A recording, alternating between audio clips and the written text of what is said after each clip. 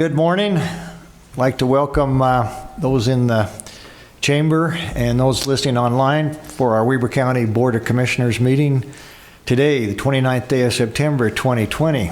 I'm Commissioner Gage Frohr. I'll be chairing this morning. To my left, Commissioner Scott Jenkins. To my right, Commissioner Jim Harvey.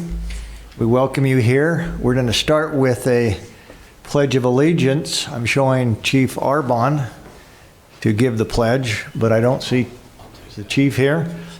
Invocation by Chris Crockett and Thought of the Day by Commissioner Jenkins. I'll go ahead and lead the pledge if that's all right, since I don't see Sheriff Armbarn. Please rise. We'll do the Pledge of Allegiance.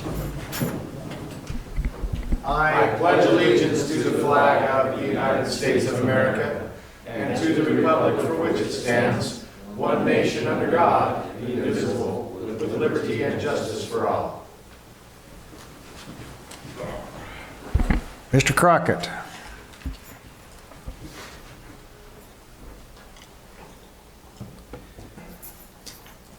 Our Father in heaven, we bow our heads at the beginning of this commission meeting to offer up our thanks. Thanks for the privilege to live and in such a beautiful county and to serve such wonderful people. Father, we ask that thy Spirit be with us in a special blessing as we draw closer to the election, that we will remember to be compassionate, loving, and kind, and remember that we are all in this together. We love thee so very much, dear Heavenly Father, and we ask for these things in the name of Jesus Christ. Amen. Amen. Thank you. Commissioner Jenkins. Thank you very much. So, it's good to be here today with all you folks. You know, there's two things I want to say. First of all, Saturday we went to the organizing convention for the political party that I happen to belong to. And as we sit around and talk about it, we complained about how long it took and getting into the weeds and different things like that. But I'm impressed that we can do it. You know, you look at other countries around the world and people can't be involved in their government and they can't be involved in what's happening. And with all the disruptions and everything that we have that's going on in our country right now, I find it a little consoling that we can in fact be involved in our government and what's happening. And so I'm excited about that. As much so as I've ever been. It wears you out, I admit that. It wears you out. But at least we have the chance to be involved in fight for our rights.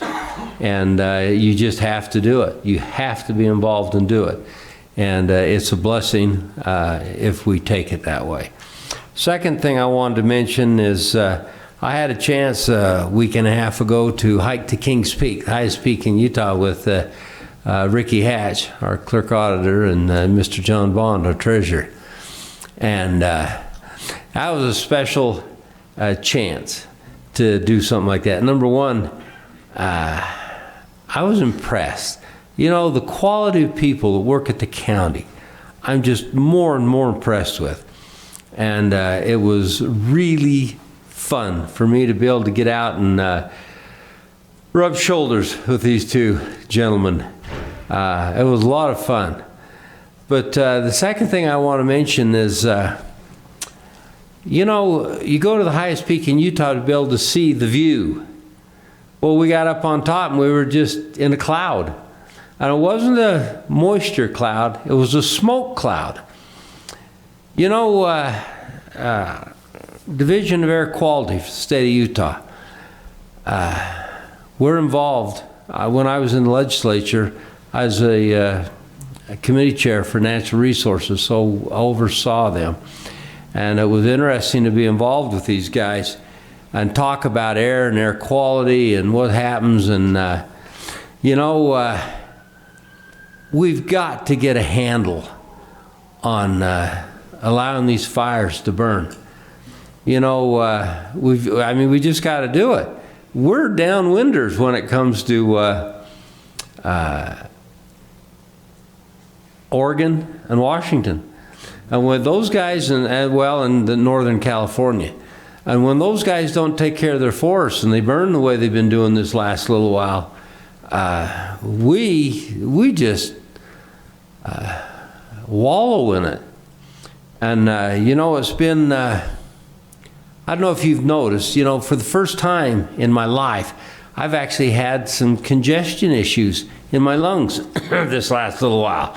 And I went to the doctor the other day, and I thought maybe I was getting a little asthma. And he says, no, everything's okay. He says, it's called 8 weeks of soot and smog and garbage in the atmosphere. And it really has. It's been about 8 weeks that our atmosphere has just been clogged by the upstream fires that have been burning. And we've had our fires in Utah. We do get some here, but nothing like they've had on the West Coast this year. And I tell you, I feel bad because we are truly being drowned in their smoke here. And it's as bad. I don't ever remember a year that the air quality was as poor for as long a period of time as this year. It's just been a tough honking summer if you want to get a breath of fresh air. And even in pristine valleys, like up in the Ogden Valley, you guys suffer the same thing we do when that stuff comes in. I remember I had our Division of Air Quality guy on the stand, and I asked him, I says, is the air that comes into Utah as clean as the air in Utah? And we were talking about some of the air that's coming across the West Coast, even, that we get from China. And he says there's lots of days, probably as many as half the days, that the air coming into Utah is worse than the air here. So, and that's before all these issues. So, I want good air here just like everybody else, and I'm anxious to do everything we can. And that's why I voted this here a few years ago to put the new water heater regulations in. That raised the price of a water heater $200. But they burn cleaner now, and I supported that because, when technology gives us the ability to clean up, we need to do it the best we can. And I agree with that. But in this case, this is out of our control locally. And if they would simply go back to taking care of the forest like they did when we were kids, all this would go away, or a major portion of it, and they just don't do it. So that's my thought for the day. Thank you. Yeah, great remarks. I just this weekend noticed that the air quality in the Ogden Valley was probably the best I've seen it in, must be 8 weeks, but quite a while. About 8 weeks. It was clear. Yeah, finally. Yeah. It hasn't been for a while. Thank you for those remarks. You bet. Okay, let's go to public comments. Anybody in the chamber that would like to come forward and address the commission, now's the time. Or do we have anybody online, Christy? Let's put forth a comment. Okay, seeing nobody in the chamber wishing to come forward, let's go to our consent items, commissioners. So let's go to agenda items F 1 through 5. Number 1, request for approval of warrants 3093 through 3128 and 452912 through 453158 in the amount of $1,935,752.96. Number 2, request for approval of purchase orders in the amount of $108,346.61. 3, request for approval of the minutes for meeting held on September 22nd, 2020. 4, request for approval to ratify a contract by and between Weber County and Upstage Cruise Services to upgrade the Peary's Egyptian Theater lighting system. And 5, request to sell surplus property, parcel number 137512. That's our consent items for today. Commissioners, comments, questions? I do have some questions. Go ahead. Mr. Chair. on our warrants, you know, you get to the point where you can pick some of these out, but others you can't. And the one I had in there was on page 4, Avaya Inc. It just says IT telephone. Doesn't say anything else. And it's $110,000. It's a whopper. Ricky, can you tell me what that is? I can give you a little bit more detail. It's a mixture of software and equipment, and the Avaya is the telephone service that we use throughout this building. I think countywide is what we use. And so it's a mixture of the hardware, which phones are replaced periodically, as well as software maintenance. Normally when we do stuff like that that's scheduled, we do it on a purchase order. And I don't remember a purchase order. Commissioner, I believe the Avaya system, I see Jason in the back of the room. I believe the Avaya system is on contract. He's nodding his head to the affirmative. And so that's something that would have been done through Quinn Fowers of our IT department, via contract on that. Yeah, I'm looking at some information right now. Okay. While he's looking that up, any your additional questions, Commissioner? OCLC Inc., Library System Special Supplies. Normally, I wouldn't ask about this, library system, because she's really good at what she does, but it happens to be exactly $25,000. And it's kind of like, that doesn't look like a purchase. It says special services. So that's like it's a contract or something we've paid. Yeah, the description here says CCP LTF record delivery. And I apologize, I don't know the details surrounding that one. Commissioner Harvey? Well, I don't know. I'm not sure on that one either.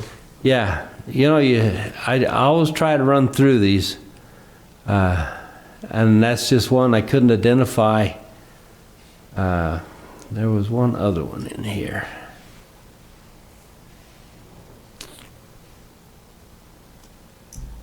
Rocky Enterprises, LLC, DBA, Subway 1287, Statutory Non-Department Special Projects. I could not identify that. $17,500. That's CARES Act money. CARES Act grants. Okay. That's a grant? Mm-hmm. Yeah. Okay. Great. That was it. I'm sorry to belabor you on these kind of deals. Nope. Always enough time to talk about finances. Maybe you could get with Jason. He could clarify that first one for you. You know, normally I try to call them prior to this meeting. In fact, we even had a meeting set up, but I forgot to do that today, so I apologize for that.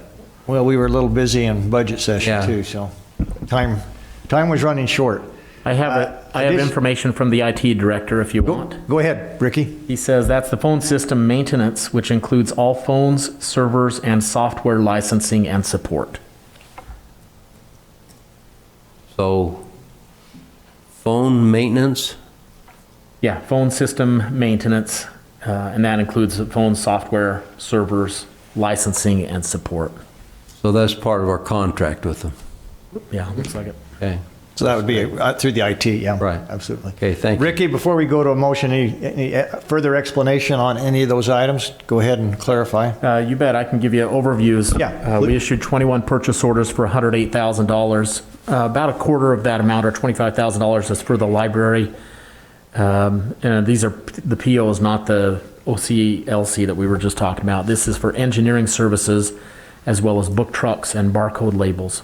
12% or $13,000 is for elections, and that will purchase COVID shields for poll workers. 11% or $12,000 is for the jail, that will purchase inmate clothing, and 9% or $10,000 is for parks, and that is for the foundation and decks for the yurts.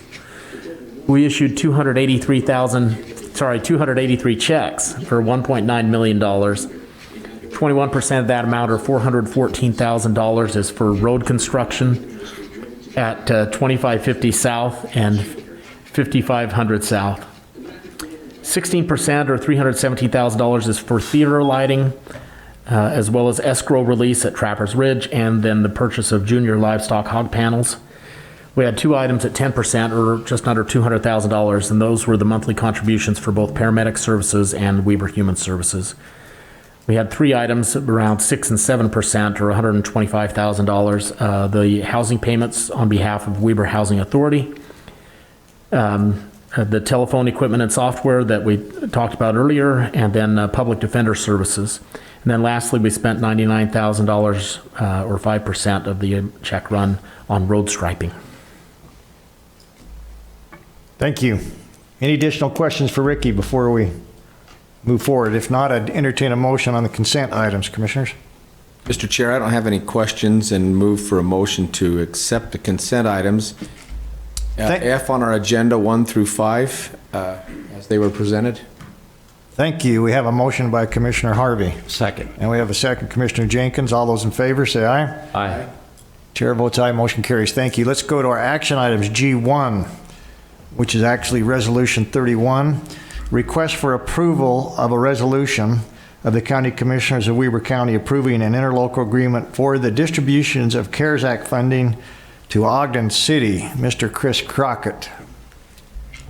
Thank you, Commissioners. I'll do a brief explanation of the technical details, and then I'll see if Mr. John Bond, who has really been the individual in the trenches working this to distribute these CARES Act funds, if he has anything he would like to add.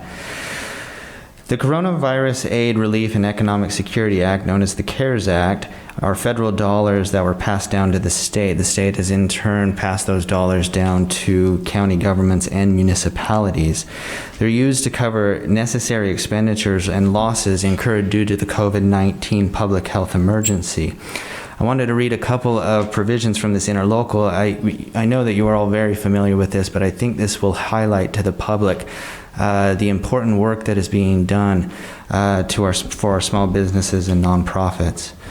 It says, whereas necessary expenditures include direct emergency response activities such as addressing public health needs, but also expenses required to respond to second-order effects of COVID-19, such as providing economic support to small businesses and nonprofit organizations that have been negatively impacted by the pandemic. The county and city both recognize an immediate need to distribute CR funds to provide economic relief to our small businesses and nonprofit organizations. And whereas the county and city agree that a collective financial effort to distribute CR funds will ensure that small businesses and nonprofits receive the maximum amount of financial relief possible in an effort to sustain our community during these challenging times. This agreement is for Weber County to allocate $3 million of CR funds to Ogden City on a reimbursement basis for grants awarded under Ogden City's nonprofit program. This is done in hopes that it will free up money that Ogden City can in turn use their CR funds to help small businesses within Ogden City. Those are the technical portions of the agreement. John, is there anything you would like to add, or are there any questions the commissioners have? We're going to listen to John first. Okay. Good morning, Commissioners. Good morning. Morning. We're pleased to announce that a week ago that Ogden City passed this resolution to engage with this interlocal agreement with Weber County. It does really 3 things. It provides, they've adopted a lot of the program that we did as far as small businesses, as far as the mechanics of it, and they've also adopted a marketing program with that, number 2, that I've been tracking every day since it started a week and a half ago, and seen a lot of success with that. And thirdly, it provides a conduit for us to move about $3 million to them to sponsor a nonprofit program for the CARES Act. So the CARES Act has been very beneficial for a lot of businesses in Weber County. Currently, we've got 475 businesses that were benefited by about $7.4 million. We've got another couple of hundred in round 2 that are in the review process right now. We anticipate by the middle of October of dispersing those. But we've joined with 13 other cities in our first round as far as small business application. joining with Ogden City on this part for nonprofits countywide has been a huge lift for our community, and I just appreciate you commissioners working arm in arm with them to get us to this point. So thank you very much for your help. John, thank you. As you know, this was not an easy lift with Ogden City at some point in time, but I think we arrived at a good point. We did. And that point was to help the nonprofits, large majority of which reside within Ogden City limits, which obviously they did not have the funds available for that, and also encourage them to take a stronger look at small business located within Ogden City and use some of the county CARES Act funding to help those small businesses located within Ogden City. And it appears from this interlocal that we worked on with Mr. Crockett, it accomplishes those two goals. Would that be correct? Yes. Thank you. Questions, commissioners? No, wonderful job. I know that there were a lot of interactions with the commission, but especially with you, Mr. Bond, as it related to making sure that the relationship between the city and the county was solid and best served all the people in that area. This is a great thing for the people of Ogden City, and I hope they appreciate the work joining together the county and the city's done here. No, it's very exciting. We're very excited Thank you about for this. facilitating that with your team. Appreciate it. You're welcome. So, Mr. Chair, I had a opportunity the other day to participate with Mayor Caldwell from Ogden City Correct. on a Facebook Live presentation, and in that presentation, multiple times, John Bond's name came up and our other members of the county. They appreciated us working with them on this. Cool. And so those are kudos to you, and I want to make sure I passed them along. You're very kind. We got a good team. We've got a good team. Okay, thank you. Anything else, Mr. Bond? No, sir. Mr. Crockett, anything else? No, this will just be a resolution, and that will allow you to sign the interlocal agreement. Mr. Chair, can we get a copy of the video of that Facebook Live event that Commissioner Jenkins did? I'm sure we can make that and memorialize it. Yeah, I think that's probably a good thing. Okay, so seeing no other questions, comments, let's go to the roll call vote. Mr. Chair, if I could, I'd like to make a motion that we approve Resolution 31 for the CARES Act funding between the Weber County and Ogden City. Thank you. We have a motion. Second. And we have a second. Now the roll call. Commissioner Jenkins, Aye. Commissioner Harvey, Aye. Chair Faur, Aye. Thank you. Carries. Resolution's approved. Let's go to action item G2, request for approval of a contract by and between Weber County and Roper Buildings, DBA DMLP Resources LLC for property management to be used for storage and operation of department functions. Mr. Bryce Taylor, welcome. Thank you. This is a contract in front of you to approval for two buildings. They are both 50 by 100 size. We're having these built for the operation of property management and move out of a facility that we've been renting and get to our own facility. Good. Okay, I think we're aware of this. Commissioner Jenkins, this is your... It is. These folks have been leasing a building from Post Paving, and they were given notice some time ago that they'd like their building back. And so we have a payment that they've been making to finance these with, and we're excited to get them in a place of their own. And we found a little spot over there by the sheriff's place, and of course we're all aware of that. So I highly approve of this, help put it together, and recommend that we approve it. Okay. Do you want to make a motion on that? I do. I'd make a motion that we request the approval of the contract by and between Weber County and Roper Buildings to put up the two new pole buildings for storage and at the new property management facility on 12th Street. Thank you. We have a motion by Commissioner Jenkins. I'll second that. And we have a second. Any further discussion? Seeing none, place a motion. All those in favor say aye. Aye. Aye. Chair votes aye, motion carries. Thank you, Bryce. Thank you. Let's go to agenda item 3, request for approval of a resolution of the Board of County Commissioners of Weber County creating an overlay district for municipal type services to be provided and for the associated taxes to be levied. Mr. Scott Park, welcome. Thank you. Good morning, Commissioners. I just wanted to give you a quick background as to what we're doing and why we're doing it. So in the lower valley, so that's from the mountain west, it costs on average about $1,000 per mile to remove snow during the winter. That's the cost of the snow plows going back and forth and the salt. In the upper valley, so that's from the mountains east, so the Ogden Valley, it costs us about $7,000 a mile. So when it starts to snow, it starts snowing up there sooner than it does down in the lower valley. When it snows more in the upper valley than it does in the lower valley, and it lasts a little bit longer. So the costs are about 7 times. So $7 for every dollar spent in the lower valley, we spend $7 in the upper valley. Now, to give you an idea, on the top of Powder Mountain, so off of Summit Road, it costs us a little over $50,000 a mile to remove snow up there. So what's been happening is that we have one roads department with one municipal services fund tax rate, and so everybody in the lower valley and then in the upper valley has been helping to subsidize the snow removal costs of those that live on the top of Powder Mountain off of that Summit Pass Road.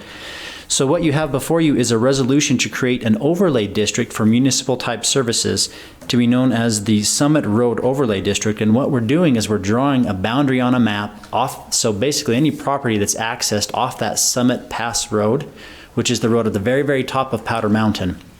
Anybody who's on that road, we're going to add an overlay district, which basically we're going to set a tax rate to help cover the cost of snow removal just on that road. So what we've done is we've done an analysis. We've taken all the revenues and all the expenditures in the municipal services fund, and we've divided it up so we know the property tax is being paid up there because they do pay a little bit more on average in property tax because they have some nicer homes up there, but they also have a lot higher snow removal cost. And so we've done our analysis to calculate what that amount is, and we'll present to that to the commissioners during our budget cycle. But for now, we would like to establish that district so that we can go down the process of adding a tax through truth in taxation to cover the cost of that snow removal. Great, thank you. Commissioners, questions, comments?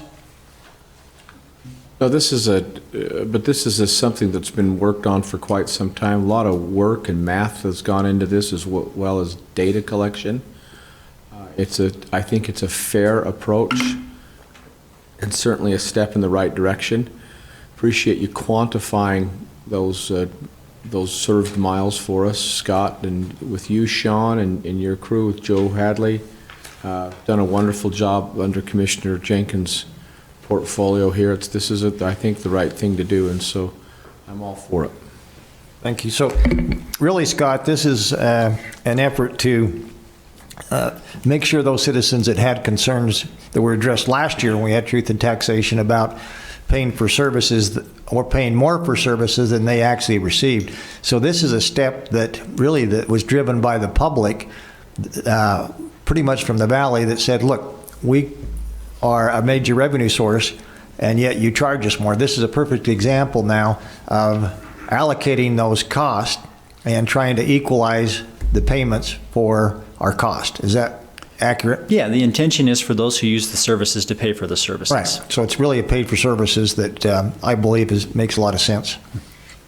Commissioner Jenkins. Thank you, Mr. Chair. So, we've not left a stone unturned here. We've done everything we can to try to give this road away, to try to talk them into plowing it, to try to do about everything we could. Leverage UDOT? In fact, yeah, Commissioner Harvey the other day in a meeting told them we'd plow all the way to the top of Monty for them if they'd take this road. And I believe it'd be cheaper. Yep. This road just never stops. And until you're on top of that mountain in a windstorm and watch them trying to clear this road, it's just, you can hardly believe what's going on up there. So we've tried, and it's about time that we appropriate the cost to where they go, because we can't offload this. We've tried. Every way possible, we've tried. and we just can't. So if we're going to have to do it, it's only fair that those folks that we serve pay for it. And it's just going to get worse because they just received a loan, their loan, and they told us that they're going to develop 100 more lots with that. So they're just going to bring more people up there, and this will just continue. So as this puts us in a position as a county where we can keep those expenses commensurate with the people who are up there and the service they want. So I suspect as time goes on, it won't be too much longer before we'll be plowing or removing snow from that road 24/7. We'll be up there every hour of every day all winter long. And if that's the case, we have to be prepared to pay for this. And so it's only a matter of time. Yeah. So I support this. And we will be having discussions on truth and taxation as we go down the road. So all this does is create the overlay district that gives us the ability to move forward. Yeah, it's just the first step in the process. So first we'll create the district, and then in our budget hearings, we'll go through a truth and taxation process for the newly created district. And I just wanted to clarify one thing, which you mentioned everybody, but everybody would be those people living in the unincorporated areas of Weber County and unincorporated areas of the Upper Valley. which Yes, that is entire- correct. I apologize. Yes, it's Yeah, only so- the unincorporated area residents that are So if paying. you're living in Ogden City, it's not Ogden City, West Haven. Yeah, you're this not doesn't living affect you at all. Yeah, okay. Thank you for that explanation. Other questions? Well, I'd be glad to make a motion. Please do. I'd make a motion that we approve line item G3, which is Resolution 32, which is the creating of an overlay district for municipal type services, mainly snow removal, to be provided in this overlay zone at the top of Powder Mountain / Summit, whatever we want to call it up there. Thank I'd you. We make have a that motion, motion. Commissioner Jenkins. Second? And we have a second. Roll call vote. Commissioner Jenkins? Aye. Commissioner Harvey? Aye. Chair Floor? Aye. Motion carries. Thank you very much, Scott. Great work on that. Let's go to G4, consideration and action on a request for final approval of the Halcyon Estates PRUD consisting of 39 lots located approximately 4100 West, 1800 South, Ogden. Mr. Steve Burton. Good morning, Commissioners. What you have before you today is the final step in the approval process for this subdivision known as Halcyon Estates. Originally, it had 39 lots. Currently, they've taken one away, so it's got 38 lots. The lots, it's out in the A1 zone, just there off of 1800 South and Western Weber. Lot sizes range from about 10,000 square feet all the way up to an acre. You've also got a 10-acre agricultural parcel as part of their PRUD. This received final approval from the Planning Commission back in April, and the developer's been working on improvements since then, and it's now ready to record. We also have a subdivision improvement agreement for your approval in the amount of $305,620.10 for the remaining subdivision improvements to be installed. I'll answer any questions if you have any. Thank you, Steve. Questions for Steve? No questions. This has been before us for quite some time. I appreciate you wrapping this up and getting it ready. I'm sure the developer's ready to move forward with it. Yep. Absolutely. There's Okay. no other questions, Mr. Chair. I'll make a motion that we approve the Halcyon Estates PRUD consisting of the 39 lots as presented by Mr. Burton today. Thank you. We have a motion, Commissioner Harvey. Second? And we have a second. Commissioner Jenkins. All those in favor say aye. Aye. Chair votes aye. Motion carries. Thank you. Let's go to our public hearing. I'd entertain a motion to adjourn a public meeting and convene as a public hearing. So move. Second. All those in favor? Aye. Chair votes aye. Motion carries. We're now in a public hearing. Public hearing to consider and take action on a proposal to vacate a portion of Old Snow Basin Road located at approximately 6213 East, Old Snow Basin Road, Huntsville, Utah. Mr. Burton, you're back on. Yes, Commissioners, the county has received a request to vacate a portion of its public right-of-way along Old Snow Basin Road. This is something that we've met multiple times with over the past year or so. We're at the point now where we have an ordinance ready to have that vacated. We did send out notice because this is a public hearing, so I imagine there might be some people that want to speak to it. The county is not conveying any property with this vacation. It is simply vacating its right-of-way.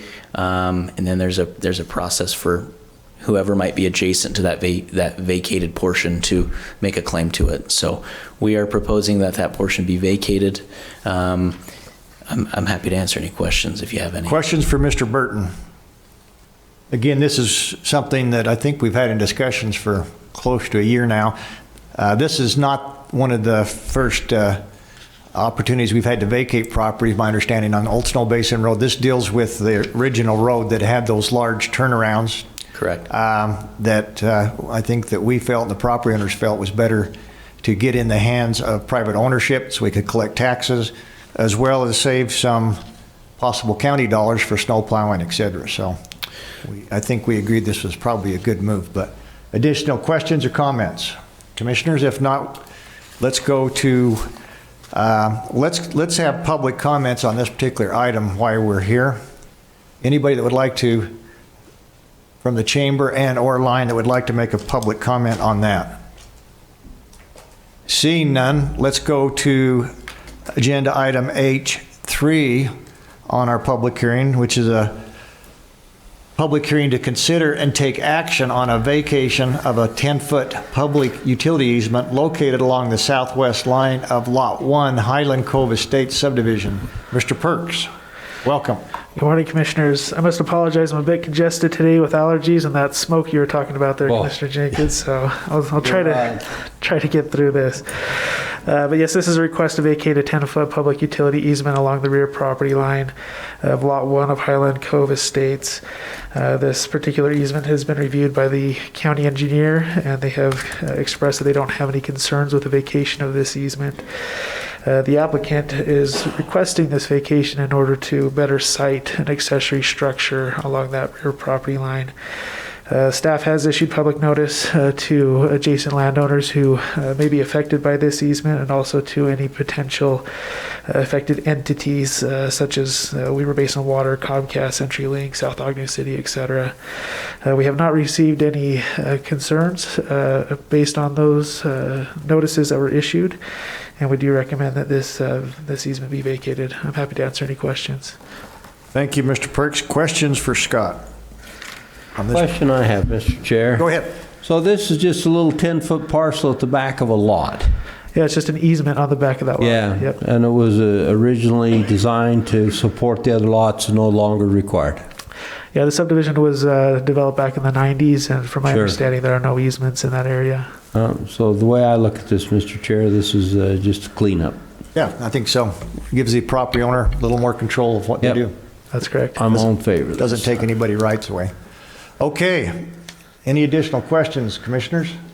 If not, Just a statement, if I may. go ahead.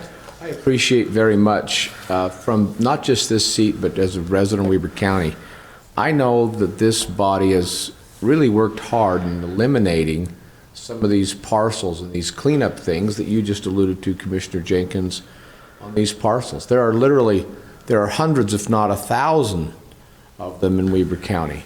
And one and one, we just keep picking them off, which that perpetuates into perpetuity for the positive way of we're running Weber County business. And so I appreciate what you've done here. Thank you. Okay. We would now go to public comments. Please come forward. And just give us your name if you wouldn't mind. Sure. My name is Scott Waterfall. I live at 2060 Ryan Circle, directly across from the subject. Okay. I developed that subdivision in the 90s, and what we're talking about is a 10-foot utility easement that was required by the county for all the subdivided properties. It's standard practice for the county. As I understand, we're not talking about a separate parcel or any type of cleanup. We're talking about a county practice of requiring 10-foot rights-of-way around subdivided properties. I have no objection personally to the easement being vacated if I understand that it's the position of the county that the other 12 homeowners on that street can likewise petition and have those easements around our properties removed and vacated. That may be a slippery slope the commission doesn't want to get on, but if it's good for one, it ought to be good for all. And I would anticipate filing a like petition, and I have talked with the 11 other homeowners, and they likewise will do the same thing, and who knows where that will go. But we're not talking about cleanup or just changing lot lines to adjust to current use. We're talking about a county practice, as I understand it, of mandating the 10-foot utility easements around subdivided properties. Any questions? Questions for Mr. Waterfall? That's a good point. Do we still require those things, Mr. Grover, and those things, if you would?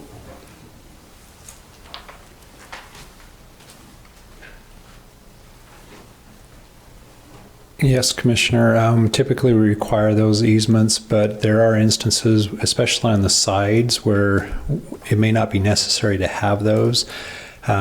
We've required them blanket-wise, but that's not always the appropriate thing to do when they're not necessary. And so we're trying to look at them more as subdivisions come on to see if they are necessary or if they're not, before actually just making a blanket statement and requiring them. And so in this situation, if they desired to look at vacating some of those easements, we would look at them on a case-by-case basis and see if it's necessary or not to have those. As was the practice 20 plus years ago when this subdivision was created, have we improved the process since then? And if so, are there any other things that we need to do moving forward that would help with this? As far as improving the process, we feel like we've reached out to the different service providers to see if they're necessary in certain instances, and if they're not, that's when we consult with our engineering department and then don't require them at such times. But historically, we have required that blanket easement around all the lots, and that's not always necessarily the best thing to do. If they're in areas where it's fairly flat in through there, sometimes they are drainage easements, and they are necessary in those instances out west. And so in those situations, we'd probably be requiring those type of easements because we want to maintain the drainage and be able to get it off of their property out to the storm system. But in this case, was a utility easement? Yeah, in this situation, it was a utility easement, and as we reached out to the different service providers to look at that, if it's necessary or if it's not, and in this situation, it's not. And as Mr. Waterfall has indicated, he may look at some other lots to do that, and if so, then we would look at those on a case-by-case basis to see if it's necessary or if it's not. But each one would be case by case, and they couldn't just unilaterally be as a group, since... If they chose to submit as a group and do it that way, we could look at that. But we would look at each one, how it functions on a case-by-case basis, and there may be certain ones that work and there may be certain ones that don't.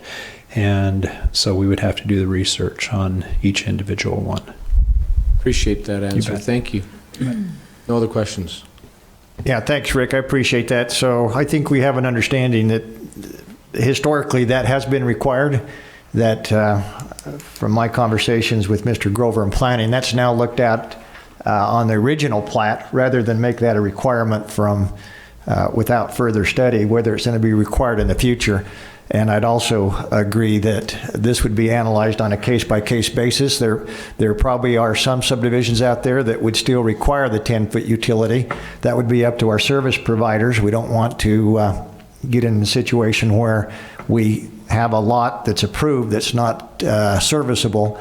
And that's what my understanding on this case, that they've looked at it and they've analyzed it, and it doesn't create any harm for public future use. So I think that's the answer, Mr. Waterfall. It's a case by case. I think you heard it from Mr. Grover that if you want to submit as a group or as a community, you're more than welcome, but it would still be looked at as a case by case basis. That's not a guarantee that it would be released because there are those cases that it's still needed. And we don't want to put any particular private property rights in harm's way without having the ability to have those serviced by our service providers. So, additional comments, commissioners? If not, we would end. I've got to notice we don't have any public comments on Zoom. Is that right, Christy? So I'd look for a motion to adjourn our public hearing and reconvene as a public meeting. So moved. Second. And we have a second. All those in favor say aye. Aye. Aye. Chair votes aye. We're now in a public meeting. We're out of our public hearing. We're prepared to take action on our public hearing. Let's deal with H2 to begin with, which is to consider and take action on a proposal to vacate a portion of the Old Snow Basin Road located approximately 6213 East Old Snow Basin Road, Huntsville, Utah. Commissioners, back for action. Yeah, Mr. Chair, I don't have any issues with this. So I'd make a motion that we approve line item under 6, H2, Ordinance 18 to vacate the parcel on Old Snow Basin Road. Okay, that would be Ordinance 18. And we have a motion by Commissioner Jenkins Second. and a second by Commissioner Harvey. Commissioner Jenkins? Aye. Commissioner Harvey? Aye. Chair Farrar? Aye. Ordinance 18 is now passed. We'll go to H3, which would be Ordinance 19. Consider and take action on a request to vacate a 10-foot public utility easement located doing the southeast lot of Lot 1 of Highland Cove, Estate Subdivision. Mr. Chair, motion to approve. We have a motion to approve. If it's Ordinance 19, I'd approve.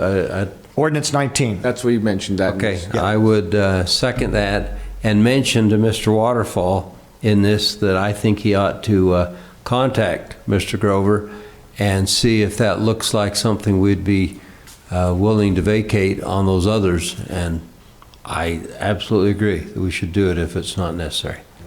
Okay, so we did have a motion and a second.